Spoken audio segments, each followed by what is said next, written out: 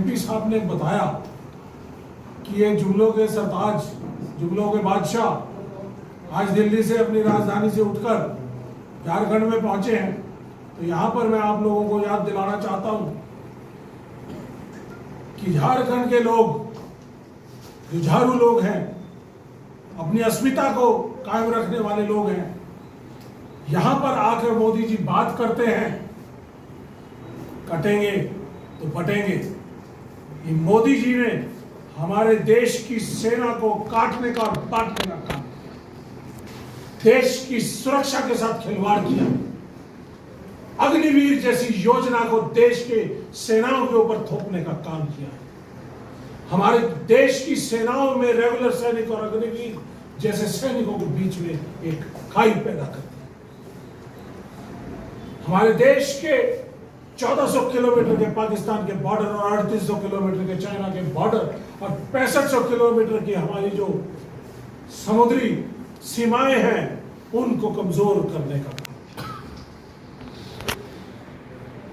आज मैं इसी विश्वास को लेकर आया हूं आपके बीच में कि जो कटेंगे और बटेगी की बात करते हैं, वो आपकी आखिरी उम्मीद आपकी देश की सेना को भी बांट चुके हैं। आज आपके कंधे के ऊपर दारोमदार है। आपकी एक वोट इनके काटने और बांटने के खिलाफ पड़नी चाहिए। झारखंड ना कटा है, ना बटा है, ना कटेंगे और ना ही बटेंगे। भारत जोड़ो यात्रा की तर्ज पर हमारे नेता राहुल गांधी जी ने देश को जोड़ने की मुहिम चलाई। 4000 किलोमीटर की यात्रा कन्याकुमारी से लेकर श्रीनगर तक जो चलाई है, वो अनप्रेसिडेंटेड यात्रा है, जो वर्ल्ड में आज तक कभी नहीं हुई। सभी वर्गों को जोड़ने की वैचारिक लड़ाई थी। ये बांटने का काम करते हैं, बांटने की बात करते हैं। गांधी जी का सपना था राम राज्य का, उस सपने को नाथूराम गॉडसे ने तोड़ने का काम किया। उनको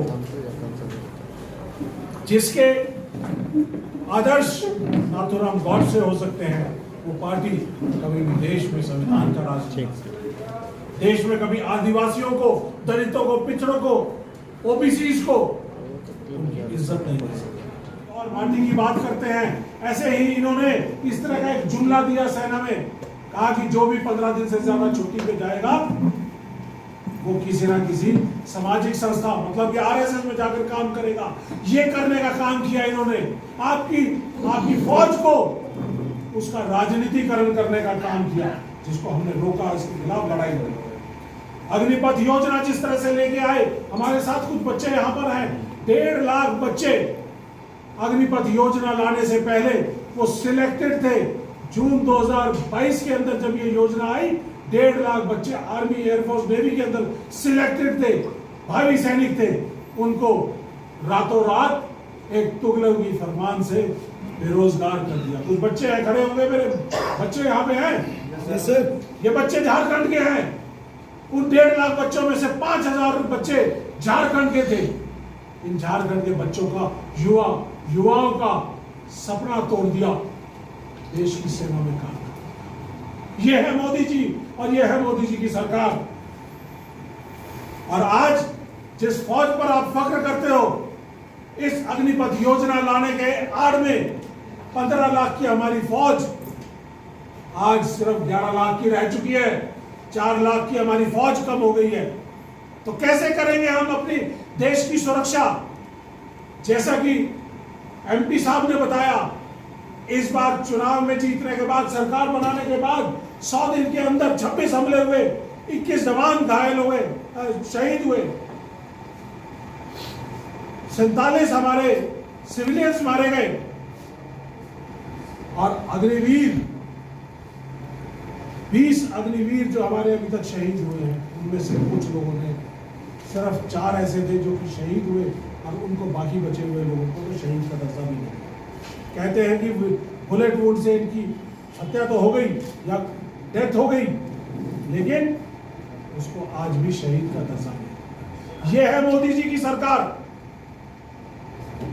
अब आपके जो घटनाएं, इन्फिल्ट्रेशन जिस तरह से पाकिस्तान की तरफ से बढ़ रही हैं, वो इसलिए बढ़ रही हैं क्योंकि आपकी सेना 15 लाख से घटकर 11 लाख रह गई है। आपकी राष्ट्रीय राइफल यूनिट जिसके अंदर 1200 सिपाही होते थे, वो आज सिर्फ 800 रह गए हैं। 25% की कमी आ गई है, इसलिए वहां पे ऑपरेशनल डेफिशिएंसी है। जो मोदी जी अपने जुमलों से अपने देश की सेना को बांट सकते हैं, वो आपको बांटने में कसर नहीं छोड़ेंगे। चौकसी करने की जरूरत है। हमारे देश की सेनाओं का मैं कुछ और बात बताना चाहूंगा कि आपको ध्यान रखने की जरूरत है। मोदी जी ने 1 रैंक 1 पेंशन के नाम पर इतना बड़ा झूठ देश की सेनाओं के साथ बोला है। 2014 में यूपीए की सरकार थी जिसने 1 रैंक 1 पेंशन हमारे सैनिकों को देने का काम किया, सेनाओं को देने का काम कहा। समान रैंक, समान लेंथ ऑफ सर्विस, समान पेंशन, चाहे वो 1966 में रिटायर हुआ हो, चाहे वो आज रिटायर हो या आने वाले समय। उस समय में 8300 करोड़ का काम था। मोदी साहब ने कहा था ऐसे ही जैसे आज यहां पर आए हैं। 2013 में प्रधानमंत्री बनने से पहले हरियाणा में रेवाड़ी के अंदर उन्होंने रैली की थी और बड़े मंच के ऊपर 100 से ज्यादा जनरल थे और 5 लाख से ज्यादा फौजी थे। वहां पर 5 बार घूम घूम कर कहा था मैं अपने देश के सैनिकों को नमन करता हूं। क्या नमन करते हैं? कहा था 100 दिन के अंदर 1 रैंक 1 पेंशन देगा। ये जुमला है, मैं आप लोगों को इसलिए बताना चाहता हूं क्योंकि झूठ के ऊपर विश्वास नहीं करते। 100 दिन पूरे हुए, हम मोदी जी के पास गए, मोदी जी ने समय नहीं दिया। अरुण जेटली जी आज हमारे बीच में नहीं है, बात नहीं करनी चाहिए, लेकिन इतिहास गवाह है इस बात का कि 2014 में जब हम उनके पास गए, वो डिफेंस मिनिस्टर भी थे, फाइनेंस मिनिस्टर भी थे। उनको कहा कि आप 1 रैंक 1 पेंशन का आपने वायदा किया था 100 दिन के अंदर लागू करेंगे, लेकिन लागू नहीं किया। कहते कर्नल साहब समय लगेगा। 1 साल बीत गया, फिर दोबारा गए, कहा कि जो बात चुनाव में कही जाती है वो सारी बात पूरी करने की नहीं होती है। अगर आप अपने देश के सैनिकों के साथ, फोर्स सैनिकों के साथ झूठ बोल सकते हो, तो इसका मतलब आप अपने देश के नागरिकों के साथ झूठ बोलने में कोई गुरेज नहीं। मोदी जी, उनके 2 जो गौरव प्लेयर हैं, आदरणीय शिवराज चौहान जी और आदरणीय हेमंत बिश्वा शर्मा जी, उनसे मेरा विनम्रता से प्रश्न है कि अचानक आदिवासी प्रेम उनका चला, वो बताएं कि जो यहां से 200-300 सालों से जो असम में जो ट्राइबल वहां पे है, उनको टी गार्डन लेबर श्रमिक का संज्ञा उन्हें दी जा रही है, ट्राइबल स्टेटस उन्हें नहीं दिया जा रहा है। इतना ही अचानक आदिवासियों की से प्रेम है, उनके संस्कृति से प्रेम है, तो असम से वो सरना धर्म को पारित करके केंद्र को भेजे। शिवराज चौहान जी केंद्र अपने विधानसभा से पारित करके भेजे, उसके बाद ही उन्हें कहने का कोई नैतिक आधार है। इसलिए हमने कहा जुमलों के बाजीगर माननीय प्रधानमंत्री जी यहाँ पे आए हैं और उनकी विश्वसनीयता हो चुकी है। यहाँ पे ना एनआरसी चलेगा, यहाँ पे चलेगा तो सीएनटी एक्ट चलेगा, यहाँ पे चलेगा तो एसपीटी एक्ट चलेगा, और यहाँ पे हम गंगा जमुना तहजीब में विश्वास करते हैं। हम कटेंगे न पटेंगे, लेकिन भाजपा आरएसएस को यहां से हटाएंगे, इसके साथ यहां पे जाएंगे। और एक बात मैं जरूर कहना चाहूंगा अंत में कि भारत जोड़ो यात्रा के माध्यम से संविधान बचाने की जो राहुल गांधी के ने कवायद या अभियान उन्होंने छेड़ा है, उसका एक कड़ी है ये विधानसभा चुनाव। और निश्चित रूप से हम उनके साथ खड़े हैं और पूरी जनता यहाँ पे साथ खड़ी है, क्योंकि हम संविधान में विश्वास करते हैं, हम गांधी जी में विश्वास करते हैं, हम बिरसा मुंडा में विश्वास करते हैं, हम अंबेडकर जी में विश्वास करते हैं, हम अबुल कलाम आजाद में विश्वास करते हैं। लेकिन ये भारतीय जनता पार्टी नाथूराम गोडसे में विश्वास करती है। हम गांधी के राहों पे चलना चाहते हैं, वो नाथूराम गोडसे के राहों पे चलना चाहते हैं। ये लड़ाई, इसलिए मैंने कहा ये वैचारिक लड़ाई है।